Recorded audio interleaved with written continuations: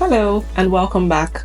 In this section, we'll be talking about top mistakes new immigrants make on their Canadian resume. Understanding these common pitfalls can help you create a resume that stands out and increases your chances of landing your desired job in Canada. Let's get started. The first mistake is focusing more on activities rather than your achievements in your professional experience section. That's the part where you're only talking about the things that you used to do, like spoke to customers or filed reports or, ensured storage, adequate storage is done, things like that. Just talk about the effort, the activities, the things you used to do. The thing is, employers are more interested in your accomplishments in your previous roles. We know that these activities often lead to those accomplishments.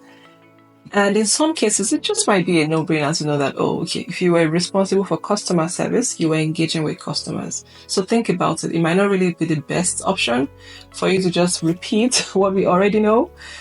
Rather, it's best for you to shift your perspective and begin to see, like we said earlier, if you have watched previous videos, your resume more as a marketing tool rather than a customary document that you need to create and just, get people to read.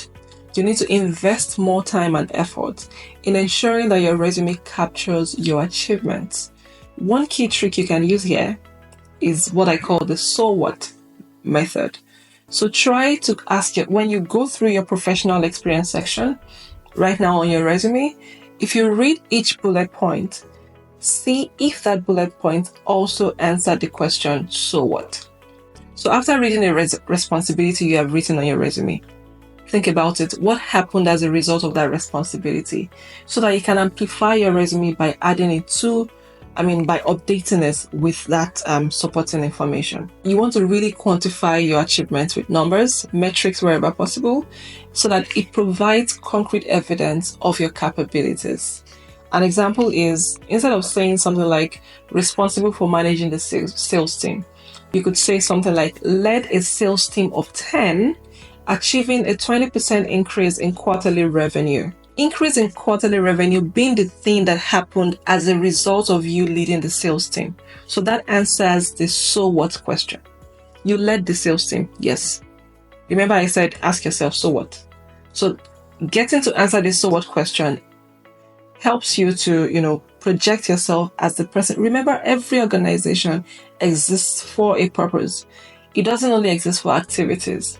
It exists for a purpose. So they are not looking for people to help them to just carry out activities. They are looking for people who are focused on that purpose and who can help, the organization in the direction of, achieving its purpose. So like I said, increase in quarterly revenue helps, stating that, leading that team shows that leading that team led to an increase in quarterly revenue shows your achievements rather than just the activity or responsibility of leading the sales team. I hope this helps. The second mistake that new immigrants often make on their resume is that they make the listed achievements only about themselves rather than about the client or the organization. So in a case where you're even going further and, writing beyond your responsibilities and activities, you are, talking about your achievements, but you're only talking about the achievements only for yourself, what you did, what you achieved. You got this award, you got that award. It's more about you. When you list your achievements on a resume, it's crucial to highlight how your contributions positively impacted the client, that's the organization's client, or the organization. Focusing solely on your personal achievement may make it seem like you're more concerned with self-promotion rather than how you can benefit the employer. Employers really want to see the value you bring to the table and how your skills and achievements can make the difference, for them as an organization. So let's look at an example. An example is won an award for increasing sales by 30% in 6 months. Well, it's great, to, increase sales by 30% in 6 months. That's amazing. But let's look at another statement and let's see how we can amplify that for you. So increased the company sales by 30% in 6 months by implementing a new sales strategy that improved customer retention and satisfaction. The beauty of this is that it doesn't only show that it doesn't even say anything about you winning an award, which doesn't do anything for the new organization, right? But it talks about how you were able to increase sales. So whoever is reviewing your resume is able to look at that and think, oh, okay, customer retention is, the method, satisfaction is and then boosting customer satisfaction is the method. So this person is particular about ensuring retention and, satisfaction and retention. I want to believe satisfaction comes before retention, but we're not talking about the logic now. We're talking about showcasing, how you were able to achieve that result rather than what that result got for you. Again, how you were able to achieve the increase in sales rather than what the increase in sales did for you. At the interview level, where they're asking you maybe behavioral questions, you might want to talk about it, brag about yourself a little bit. But on your resume, you want to try as much as possible to offer as much information as possible without unnecessarily elongating your resume.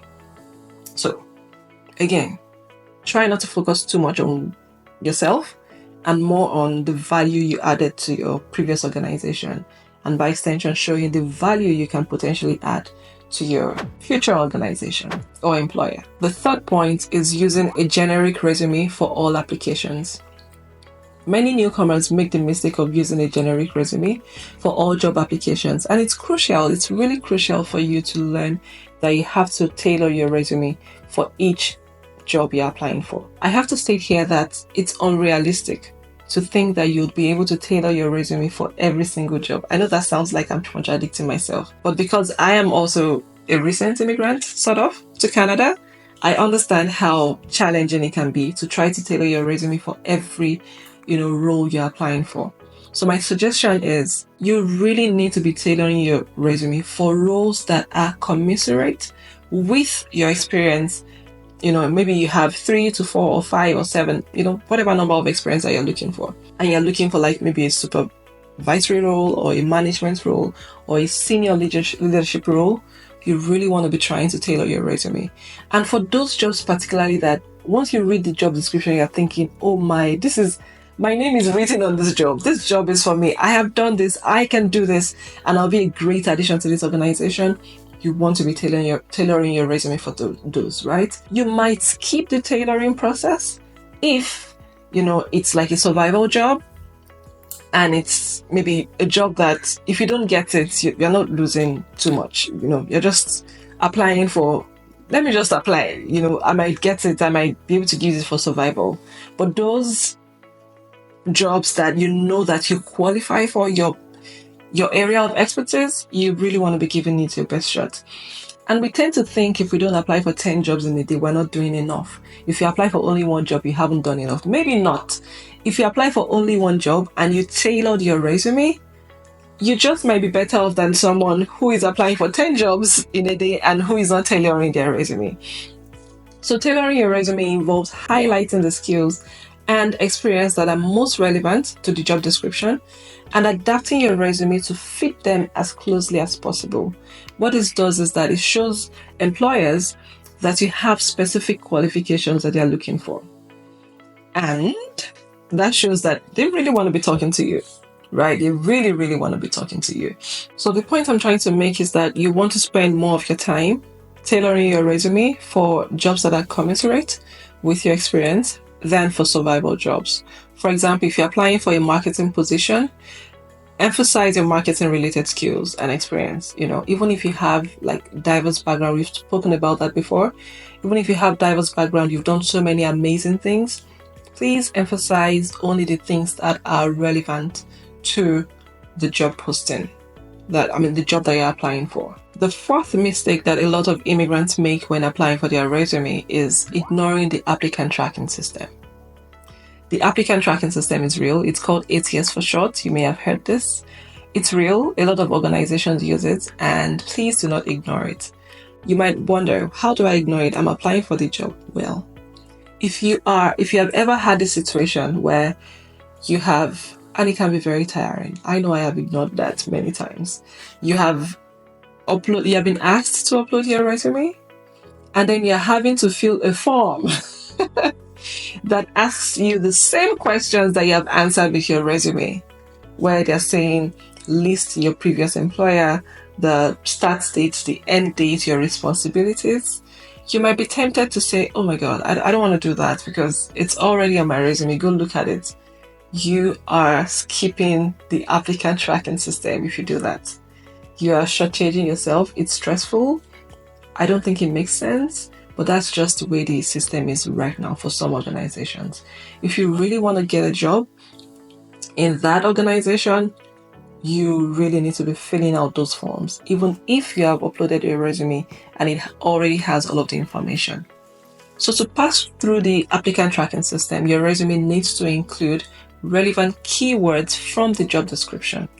It's also important to use a simple, clean format, again, like we said before, without complex design or graphics that can confuse the system. So to be able to find the keywords, you want to review the job posting and incorporate key phrases and terms into your resume.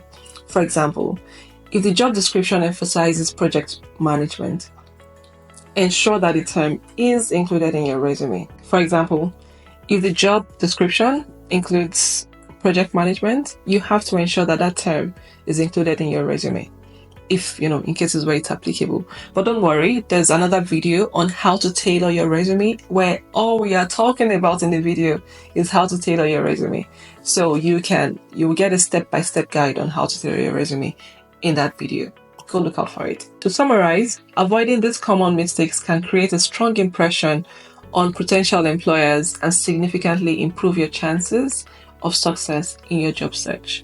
Thank you for watching, and see you in the next video.